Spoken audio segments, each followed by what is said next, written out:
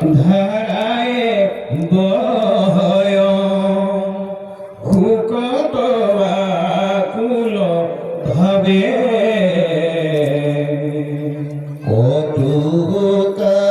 কটুকাকুটি করিয়া কান্ত ধরিয়া কৃষ্ণর পাবে রাম ইকু অরুণ শরণ দুখানি অতেজি জীব গুণ হতে মাধব বান্ধব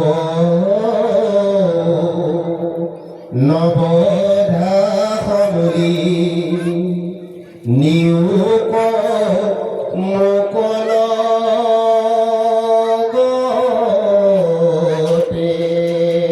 রামে এহি বুলি পাবে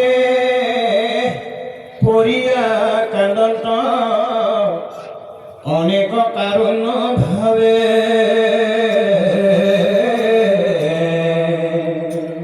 দহু দিঘে দুখে দেখত অন্ধাৰ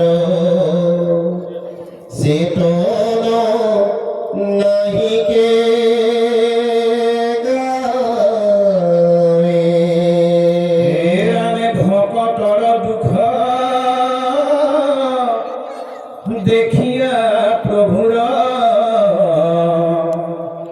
ভৈলন্ত নেত্ৰ সত্ৰল অসন্তোষে কিছু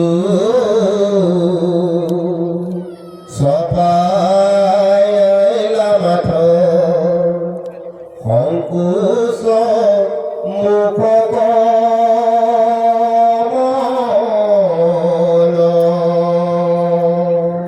কৃষ্ণ ইমানকণ সময়লৈকে আমাৰ ভাগৱতে আমি পালন কৰিব লগা সেইকাৰণে মনত ৰাখিব আমাৰ আইনাত্ৰীসকল যুৱক যুৱতীসকল আমাৰ ভকতসকলেতো সকলো কথা জানেই মই নাজানে বুলিতো ভাবিবই নোৱাৰোঁ সেইকাৰণে মনত ৰাখিব ভগৱন্তৰ নিষিদ্ধ মুখৰ বাণী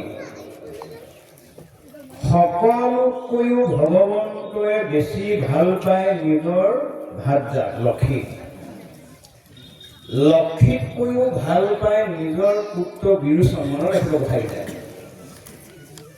ভাৰ্যাতকৈও ভাল পায় নিজৰ পুত্ৰ বিৰোচনক এতিয়া অৰ্জুনে সুধিলে তাতকৈ আপুনি কাক বেছি ভাল পায় এতিয়া ভগৱান কৃষ্ণই কৈছে তাতকৈও মই বেছি ভাল পাওঁ মোক যিসকলে ভাল পায় উত্তৰটো ভাগৱতে কিমান ধুনীয়াকৈ দিছে গতিকে ভগৱন্তৰ অতি প্ৰিয় লক্ষী তাতকৈ প্ৰিয় হ'ল পুত্ৰ মাইনা তাতকৈ প্ৰিয় হ'ল বোলে ভকত ভগৱন্তৰ চাওকচোন ভকতক কিমান ভাল পায় এই ভকতক যদি আমি নিন্দা কৰোঁ যিসকলে ভগৱন্তৰ লগত সম্পৰ্ক ৰাখে কথা মানি লৈ সেইসকলক যদি আমি নিন্দা কৰোঁ ভকতসকল বা বাপসকল আইমাতৃসকল আমাৰ কিমান ক্ষতি হ'ব ভগৱন্তই নিজ মুখে অৰ্জুনক গীতাত কৈছে অৰ্জুনে কৈছে অৰ্জুন মই মোতকৈও ভাল পাওঁ লক্ষীক লক্ষীতকৈ ভাল পাওঁ পুত্ৰ তাতকৈও ভাল পাওঁ মই ভকতক ভকতক যদি কোনোবাই অবাবতে গালি পাৰে ভকতক যদি অবাবতে নিন্দা কৰে মই সেইজনক কি কৰিম জানা মোৰ ভকতক যদি ৰাগত দেশ নিন্দা কৰে শৰীৰত দুখক দিয়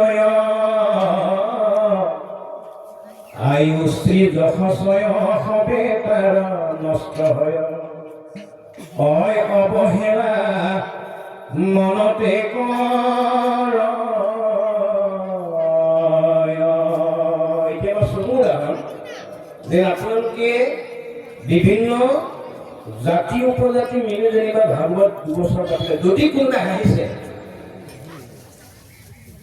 এহেঁতৰ কাম নাই আৰু এই কাম নেকি বুলি যদি কোনোবাই নাই কোৱা যদিও ভাবিছে ভগৱন্তই কৈছে তোমালোকে শুনিলেও গালি নাপাৰিবা কিয় তোমালোকৰ দায়িত্ব মোৰ হাতত আছে আপুনি যদি লগে গাড়ী পাই কিনে আপোনাৰ আকৌ ভগৱন্তৰ দায়িত্ব নলয়।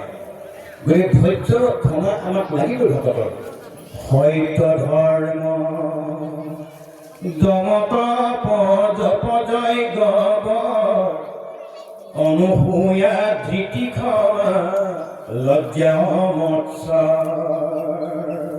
দান হমে এইবাৰ গুণ ব্ৰাহ্মণৰ সৰ্বদাৱে যুক্ত কৰে যিটো ধীৰ্য বৰ। এইকেইটা গুণ থাকিব লাগিব। এইকেইটা গুণৰ এটা গুণ যদি নাই, মনত ৰাখিব চুৰীয়া শ্ৰেণী লোৱাহে ভকত হ'ব। আদৰ্শবান ভকত কিন্তু আমি হ'ব নোৱাৰি। এই 12টা গুণৰ ভিতৰত 2টা গুণ হ'লেও আমাৰ থাকিব লাগিব। আৰু 2টা গুণ নথকা মানুহে কেতিয়াও ভাগৱত শুনিবলৈ আহিব নোৱাৰে। কিবা এটা থাকিব লাগিব। সেইকাৰণে ভগৱন্তই কৈছে তোমালোকে এই কৰ্মবিলাক কৰি লোৱা। কোনোবাই নিন্দা কৰিব, আপোনালোকক নিন্দা নকৰা মানুহ নাই যে এইটো কথা ভাবিব নোৱাৰে। কোনোবাই আমাক নিন্দাও কৰিব পাৰে, কোনোবাই হয়তো আমাক উপহাস কৰিব পাৰে। ভগৱন্তই কৈছে তোমালোকে কিন্তু উত্তৰ নিদিবা, তাৰ দায়িত্ব মই নিজে গ্ৰহণ কৰিম। এইকাৰণে বাপ বান্ধৱ আই মাতৃ যুৱক যুৱতীসকল, আমি ভগৱন্তক নিন্দা কৰিলে ভগৱন্তই কৈছে মই বেয়া নাপাওঁ, কিন্তু মোক ভাল পোৱাজনক নিন্দা নকৰিবা। এইকাৰণে আমাৰ বিশ্ববিখ্যাত ঘোষাৰ প্ৰণেতা মহাপুৰুষ মাধৱদেৱে ঘোষা লিখিছে, হৰিৰ পৰম প্ৰিয়তম নাই হৰি ভকতৰ পৰে, হেন ভকতক নিন্দা যিটো কৰে হৰিকে সেই নিন্দা কৰে। এতিয়া আমি আহি পোৱাৰ লগে লগে মই হয়তো নামখিনি সকলোৱে নাজানিব পাৰোঁ, কিন্তু তেওঁলোকে গৈ যিটো আমাক শুভেচ্ছা জ্ঞাপন কৰিলে, আন্তৰিকতা জ্ঞাপন কৰিলে, মই তেওঁলোকৰ পোচাক বুলি নাচাওঁ। তেওঁলোকে হৃদয়ত আত্মা ৰাম থকাৰ কাৰণে ভকতক দেখাৰ লগে নমস্কাৰ কৰিছে। গতিকে পোচাকটো 2 নম্বৰ চাম, কিয় অন্তৰখন আমাক 1 নম্বৰ। পোচাকে আপোনাৰ ভগৱন্তৰ কৃপা লাভ কৰাব নোৱাৰে, আনুষ্ঠানিকতা লাগিব। এনেই আপুনি পোচাকটোৱে ভকত বুলি ভাবিলে ভগৱন্তৰ কৃপা লাভ কৰাটো আমি সহজ কথা নহ'ব। সেইকাৰণে মনত ৰাখিব, আমি বেদ বেদাংগ শ্ৰুতি স্মৃতি গীতা দশম ৰত্নাৱলী যদি আমি সুন্দৰকৈ চাওঁ, ভকতনি শব্দটো ক'তো পোৱা নাযায়। এতিয়া আমাৰ সমাজবিলাক এনেকুৱা হৈছে, যদি স্বামীগৰাকীয়ে মাষ্টৰ কৰে, ভাৰ্যাগৰাকী আণ্ডাৰ মেট্ৰিক হ'লেও ক'ব মাষ্টৰণী। সঁচা কথাটো ভাবিছো দেই, নামটো পাই যায় মাষ্টৰণী আহিছে বুলি কয়। মাষ্টৰণী লাগিলে ছবি কৰিব জানো কি হয় নাজানো। হালোৱাজন অৰ্ধ শিক্ষিত হওক, আই গৈ দেখিলে ক'ব ৰণী আহিম দেই, তেওঁ ক'ব নি কোৱালিফাই কিমান নকয়। মানে হালোৱা ধনী বুলি মানে ৰণী হয়। আৰু মাষ্টৰজনৰ আইগৰাকী মাষ্টৰণী হয়। ভকতৰ ভাৰ্যাগৰাকী তেতিয়া কি বুলি ক'ব? আপোনালোকে উত্তৰ দিয়কচোন। ভকতৰ ভাৰ্যাগৰাকী কি বুলি ক'ব? ভকতনি ক'ব। একেবাৰে সৰল প্ৰশ্ন উত্তৰ যে ভকতৰ ভাৰ্যাগৰাকীক ভকতনি বুলিয়ে। এইটো যদি সঁচা কথা হয়, তেনেহ'লে আমি ভগৱন্তৰ কৃপা লাভ কিয় কৰিব নোৱাৰিম? যে আমি প্ৰমোচন পালোৱেই, ভাল পোৱা এজনক গালি পৰাৰ কিন্তু তোমালোকৰ অধিকাৰ দিয়া নাই, আমাক অধিকাৰে দিয়া নাই। যে ভকত বৈষ্ণৱ সাধু মহন্তসকলক গালি পৰা মানে ভগৱন্তই কৈছে মুখেই গালি পৰা বুলি বুজাব। সেইকাৰণে ভকত বৈষ্ণৱ সাধু মহন্তসকলে ভকতক দেখি ভকতক কি বুলি কয়? নমস্কাৰ কৰে, কৃষ্ণ কয় বা হৰি বা ৰাম, যিকোনো এটা সম্ভাষণ জনায়। সেইকাৰণে